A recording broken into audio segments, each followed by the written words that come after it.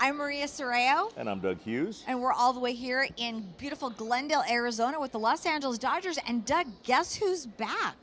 Could it be one of our former players? You're going to find out on Playing the Field. Don't go away.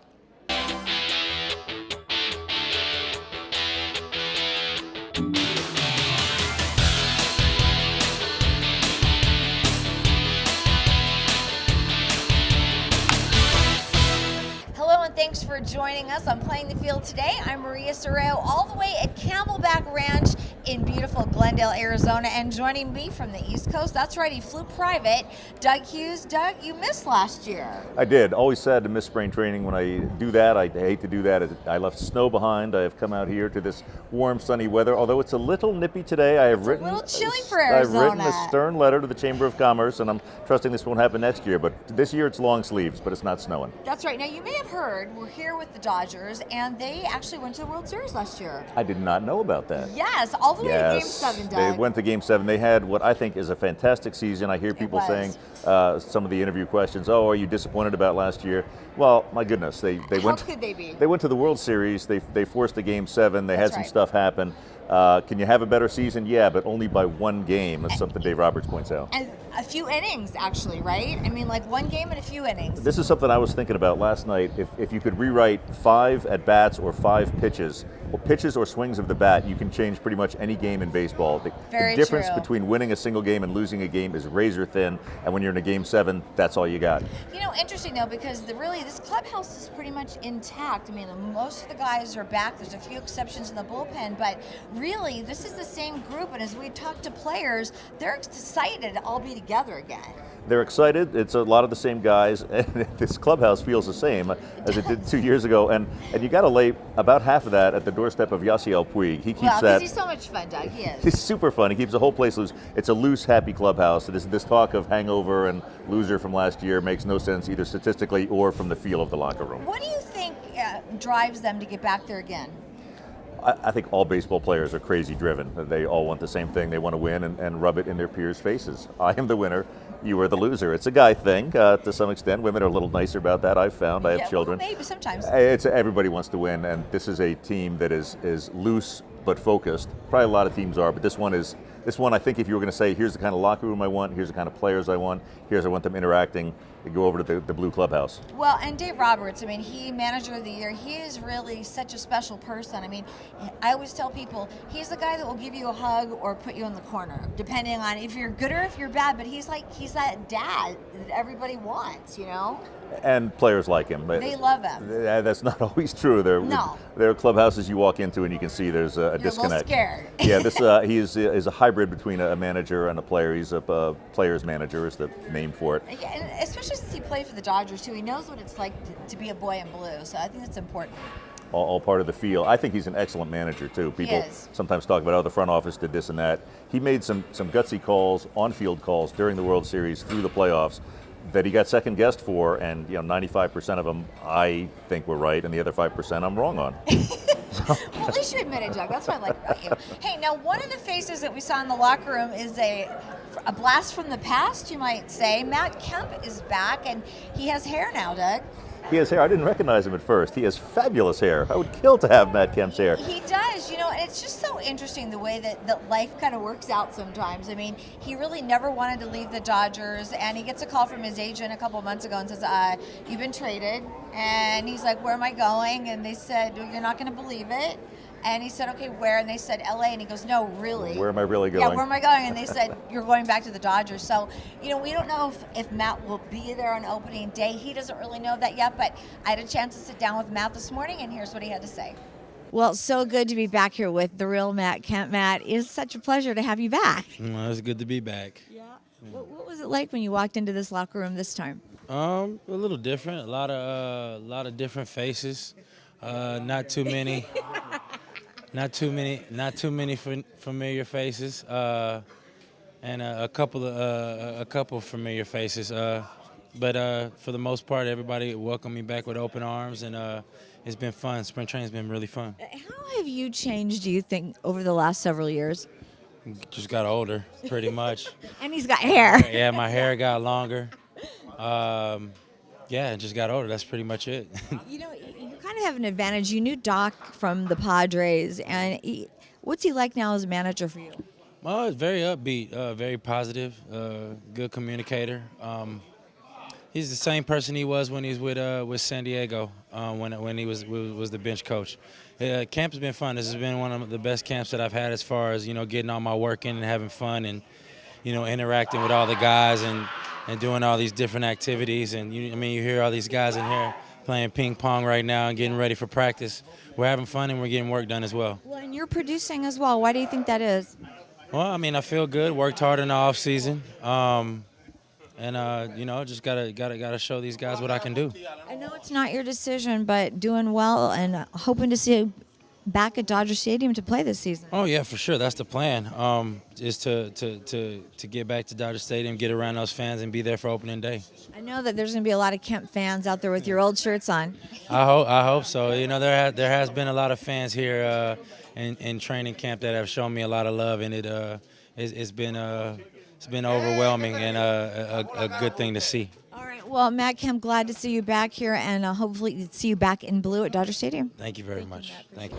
It's always fun for me because I've known Matt for so long, and it makes me feel like my brother's in the stadium again. Well, you have the same hair. That's Well, we have a lot of hair. I'll say that for sure. Yeah, thanks. Appreciate that. Great. Doug, it's so interesting because a lot of the position players will tell you spring training is really for starting pitchers because they need the time to prepare, where position players go out there and they have a few at-bats and they're like, okay, let's go, we're ready. Let's go. I'm tired of practice. Let's go hit a home run. I don't like practice. Practice. We're talking about practice. Exactly. It is. The pitchers and catchers come early, and there's a reason for that. The That's pitchers need extra work, and then the pitchers complain about all the extra work they do. They just want to pitch, and you see them doing all the drills that they hate because it involves running, but they need to go through it. They need to get ready for baseball in all its form, not just pitching. Catchers do. Yeah, exactly. And it doesn't matter if the guys are getting married, if they're having babies. Every day they got to find somebody to throw and play catch. There are guys on this team having babies? Well, yeah. Can you believe I know it? there were a lot of off-season weddings, which was interesting. When 6 of them. Yeah, when we were talking to some of the players, how do you keep in touch during the season? Well, we see each other at weddings. It was really funny because Jock Peterson had told me at FanFest that they were comparing venues. I'm like, wait a minute, these guys are talking about who had the best wedding. What silver setting? What kind of china? Who had the best flowers? This could really be a thing. They're very competitive, In the heck is going on? But it is the point for team cohesion is these guys are seeing each other.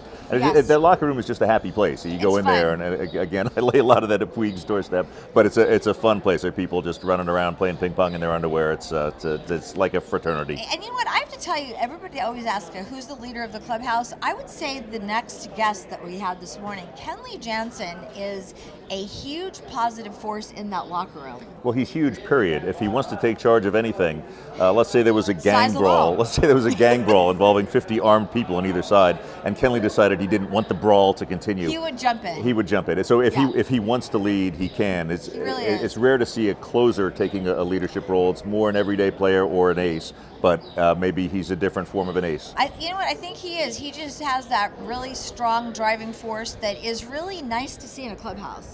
It's a good presence. I've seen it before in big guys. You rarely see it in someone who's physically small. This is a sport of power, right. He's got a loose attitude, and it's a little surprising that he is in the position he's in. But he is just loving baseball. It always surprises me to think back. He was a catcher. Kenley was a catcher, and now he's the best closer in baseball. How does that work out?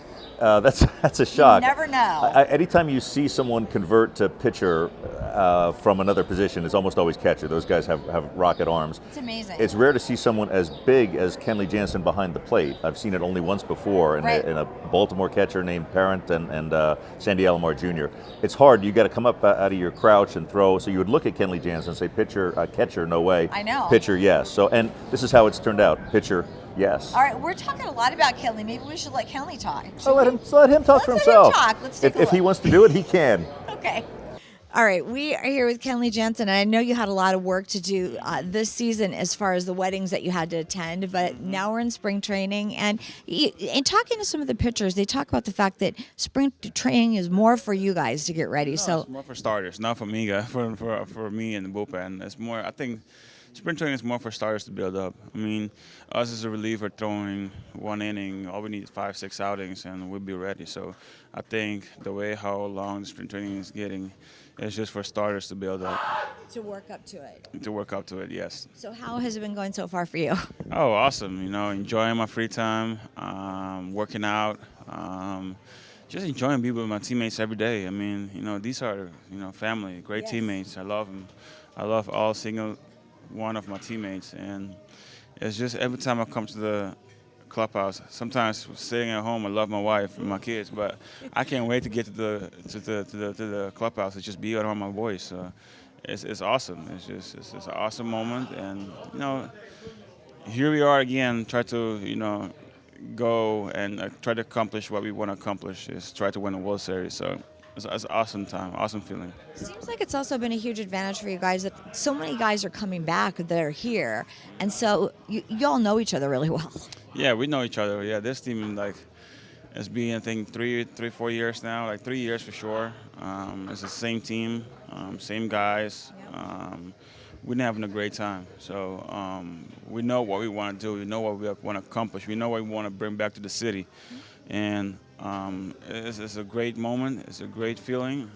It's just be around these guys and know that we all wanted to win and try to accomplish a goal. It's awesome. Well, the positivity that you guys have always had too, I think that helps a lot. Yeah, I mean, definitely. I mean, there's no negativity in this clubhouse. If it is, check your feelings outside the door. But everything else is awesome. How excited will you be to get back to Dodger Stadium? I'm very excited. I can't wait. New season again. Yep. Everything started zero. The best fans in the world. Love being around them. Love pitching in Dodger Stadium when they champ for us to win ball games. So I can't wait for the season to start. Kenley, again, always really positive and just fun to talk to. We have the same birthday, actually. Yeah. I'm going to go to his party and not yours. His might be better. I don't know if his would be better than mine. I have not gotten his invitation yet. I'm waiting. My wife is checking the mailbox. You have to so wait till far. September. Yeah. Interesting. We had a chance to sit down with Alex Wood today as well, and his game has really changed over the last couple of years. He's worked on so many little things and really become a really great starting pitcher.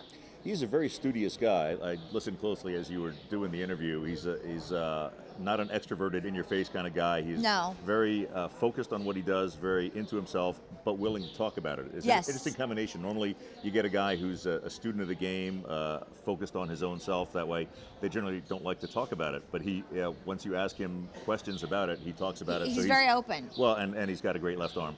A great left arm. That's right. And with Rich Hill, Clayton Kershaw, I mean, this is really kind of an amazing lineup when you think about it. It's an incredible rotation. It's got 4 left-handers in it, which is unusual. Rare. Well, I'm thinking thinking ahead how a team prepares for that. You want to get as many right-handers in there as possible. You can have a 3-game set against them and not face a right-handed pitcher until you get down to closing time. It's true. It's unusual to be that heavy in lefties, but the reason for it is the quality of the lefties. What are you going to do? You got these guys. You got Kershaw, Wood, Maeda. Maeda, Hill. Yeah, it's a great rotation, like you said. It's did I say Maeda and Ryu? I do cross that up. So we got 4 lefties. I know that much. And it will mess with other teams. It looks a little funny on paper, but that has a real-world effect that moves the other team out of their position players. They might want to start a shortstop or second baseman against the Dodgers because of their hitters, but they can't. They have to shuffle and play people not necessarily out of position, but out of comfort. And by the way, our pitchers are kind of good hitters too. So, every year Clayton usually gets a home run, and they're all very competitive. Yeah, I think it was it last year's opening day, 2 years where 2 years ago, where he hit a home run and won the game. Yeah, that's a big day. That's always fun, right? That's a call home. Or call Sandy Koufax if you have him in your. I want Sandy Koufax in my speed dial. I think he's in Clayton's speed dial. I bet he's I would say probably yes. But yeah, he can hit, and they were working on bunts yesterday, and people take a lot of pride in that. The pitchers working on bunts and then fielding the bunts. That's a big part of moving runners over for any National League team, but the Dodgers are as focused on it as anyone. They do have Maury Wills here, who is the leader in steals and bunts, so he works with all of the players here in spring training as well. What does Maury Wills know about stealing bases? I know. It's been a long time. Why don't I just come teach that? It's pretty cool. That's one of the things about the Dodgers. You've got Don Newcombs and Maury Wills and Tommy Lasorda's and really old-time baseball players that still want to share their knowledge, which is kind of amazing. It's great. They're very lucky. Yeah, these guys, they don't need tickets to get in the ballpark. I've noticed They that. don't. If Fernando Valenzuela's come to the turnstile, they're like, Fernando, you're like, Yeah, you could go hey, ahead in. Hey, that guy didn't have a ticket. Yeah. It's true. And then they cruise into the press box, and suddenly you're standing beside Fernando Valenzuela talking baseball with Tommy Lasorda. Very true. And you think this is hard to find. You can't get this other places. No, you can't. And one thing you can't get either is an interview with Alex Wood. Let's go to Alex now. All right, we are here with Dodgers starter Alex Wood. It's interesting. A lot of the players say that spring training specifically is more for starters. Do you feel like you got your work in this year? Yeah, it'll be nice to have two more starts before we take off. But no, it's been a good progression so far. We've had a really good camp, and it was nice to kind of ease us in this year. I think it's worked out really well. It's been a really short off season, but what kind of things do you work on in the off season to help you with like consistency?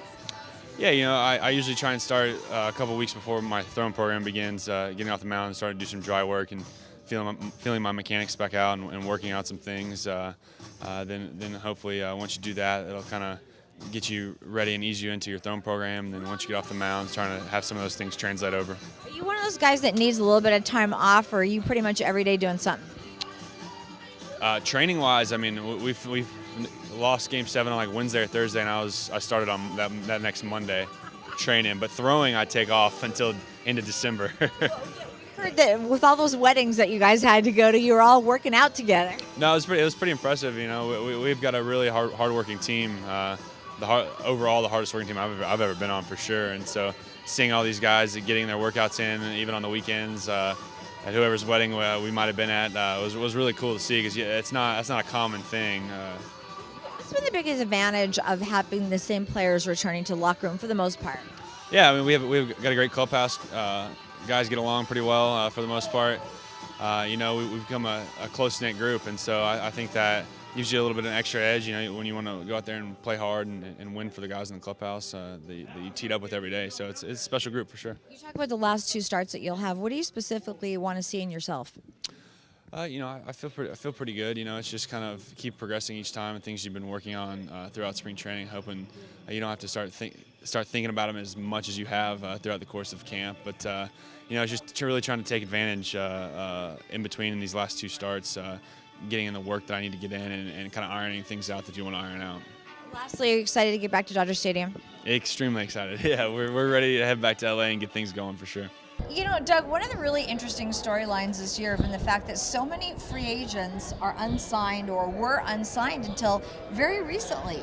It's 2 weeks before the season starts, and Jake Arrieta just signed, Mike Moustakas just signed. Really, they waited a long time to get people signed this year. Collusion.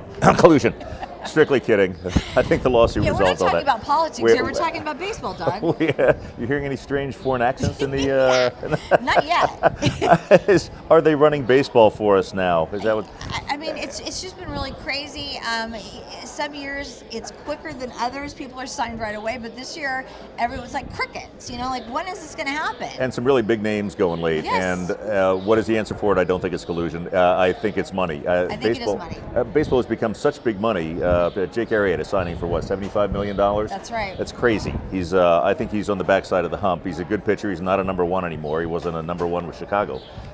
He has had some pretty bad starts over the last year. He's not the player he used to be. $75 million. So if you're going to make a big commitment like that, you need a little time to think. I mean, these guys must have been nervous sitting at home waiting for the phone to ring, waiting for Scott to call and say, hey, so-and-so wants to talk to you now. Mr. Boris, why is my phone not ringing? Yeah, it's because it's $75 million. Oh, how come I have to wait for my $75 million? And then someone comes in and then says, "You're okay, we're going to offer you $50 million. I'm insulted. Right.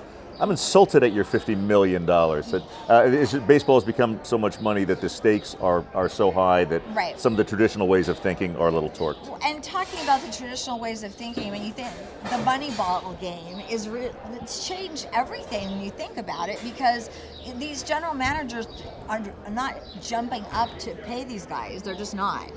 And I'm a believer in that. I'm always a believer in that. Moneyball is actually not the best name. Metrics, any name you put on it, people don't really like. Computer-driven. Bring it down to the numbers, but the numbers don't lie. You have tendencies. There are things people are good at, things are bad at, and you can build all that into who you put on your team, when you play them, where you play them. One thing though, the manager down on the field is still calling the shots. That's and right. You will see people make gut calls sometimes, and they either then become the hero or they wear the goat horns in the clubhouse. But the metrics will get you started, and they'll get you a team on the field. Once the game starts, it comes down to Dave Roberts, whoever's managing your team, and that's still baseball the way it has always been. And it's really helpful though when the manager and the general managers get along and they have the same mindset. And I know for sure they do at the Dodgers. Absolutely. And that's nice. That's if you've seen the movie Moneyball, we were talking about it yesterday yeah, with Brad Pitt and Philip Seymour Hoffman.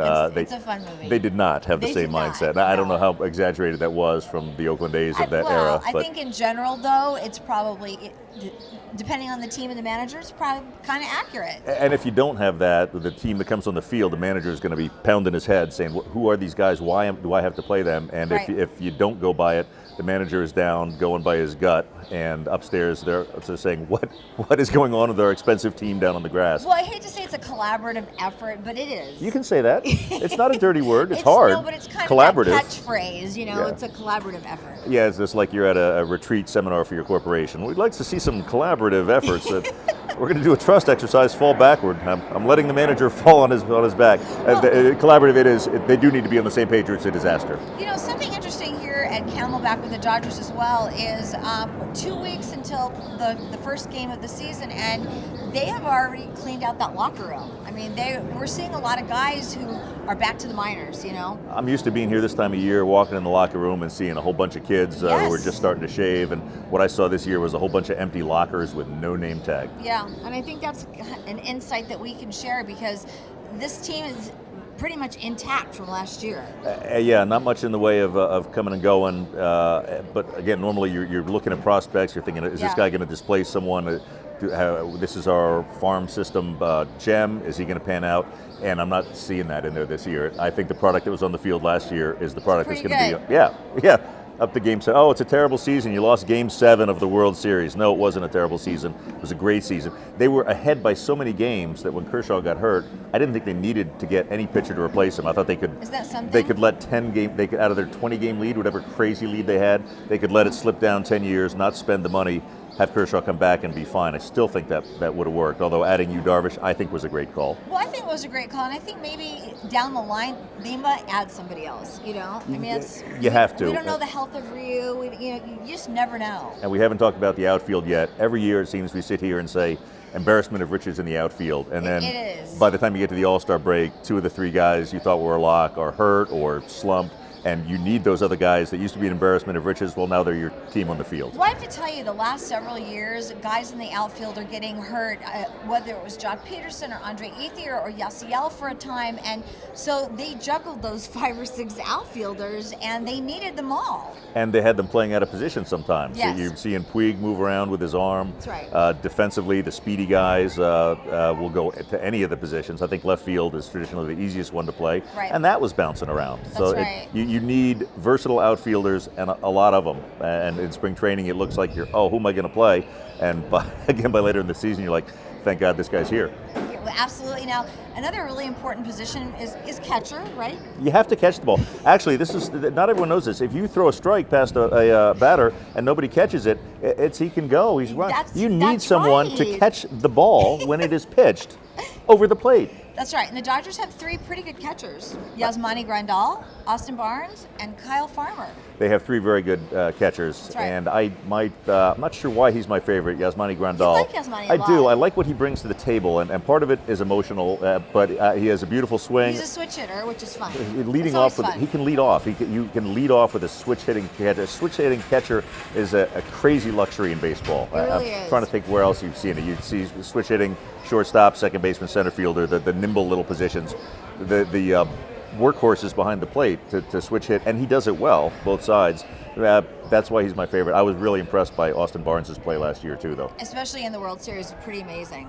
Yeah. But Kyle Farmer, pretty good. Kyle Farmer is very good. I can't believe we have an interview of him, and we've just been talking about the other 2. So let's catch that. Fix that. Fix it. All right, let's go to Kyle Farmer. We are here with Kyle Farmer. Kyle, tell us about how spring training's been going so far this year. It was a very short off season for all of you guys. Mm-hmm. Yeah, it's been great. Like you said, it was a very short off season, but coming back here, it's like a family we have. So it's good to see everybody again, and we're starting off right where we left off, except despite the loss. But I mean, everybody's swinging the bat well. Everybody looks healthy, and it should be a good season. What do you do to kind of keep the momentum up in the off season for your own game? You know, I started off by working out. I worked out at Georgia Tech this offseason, which is right by my house. Me, Alex Wood, Charlie Culberson, a lot of pro guys were down there. And just keeping the mentality of staying competitive and working out hard and just trying to get back to the World Series. That was the main focus this offseason. You know, it's interesting because a lot of you guys are friends away from the club, and it's not all teams are like that. Why do you think you guys have that bond now? You know, it's a good mixture of guys with ages. You know, we have some older guys, some younger guys, and everybody just loves everybody. I mean, it's a lot of fun in the clubhouse. Camaraderie is so good, and you know, I think that's what makes a team really good is when the teammates are very selfless and they take care of each other on and off the field. And I think that's why this team is so great, and that's why they win, is because everybody loves each other and everybody gets along with each other in the locker room. You know, interesting too that so many people have come back to this team, and like you said, it's kind of a family because you all know each other so well. Yeah, I mean, we keep in touch in the off season. You know, so many weddings were this off season, and we got to see everybody, which was great. And you know, it's just a lot of fun, and it's one of the best teams I've been on, and the greatest guys. And you know, it starts with the top with Doc and his staff. You know, they're so welcoming and so warm, and it's great staff to be around, and it just helps the team win. How excited will you be to get back to Dodger Stadium this season? Oh man, that place is incredible. Chavez Ravine, it's unlike anything else. Especially during the World Series, it was incredible. The fan base is awesome there, and beautiful weather, beautiful stadium, and a great city. So I'm really excited to get back. All right, well, we will be back there very shortly. 2 more weeks, we'll have a freeway series to the last preseason games, and then regular season will happen. I'm looking forward to it. Thank you. Very good. Thank you. Always great to catch up with the players and really get their insights into the game, as well as your insights, Doug. Well, He has some pretty good insights. I think we know which is more important. You know, it's been so much fun to be back here, and I feel like baseball has never really left this year. Such a short off season. It is short, and you live in LA year-round, so you're still around the people, and it's still going on. But for the rest of us, it's fun to come back, and it does feel like it starts earlier every year. Doesn't it? Yeah, I know. And pitchers and catchers, they're showing up in February. That is not baseball weather. Well, they were early this year too, so I think that's why it feels like that as well. All right, on our next show, we will visit the Angels, and there's a big show going on over there, so we will bring that to you on the next episode. But remember, you can watch Playing the Field 24/7 at playingthefieldtv.com. Are you ready for the next camp, Doug? Yeah, and you're talking about a big show. Do you mean a big show, eh? Maybe show, hey? Maybe a big show, Big show, hey, Otani. All I can say is you won't want to miss that show. I'm Maria Serrao for Doug Hughes from Camelback Ranch, and we'll see you next time.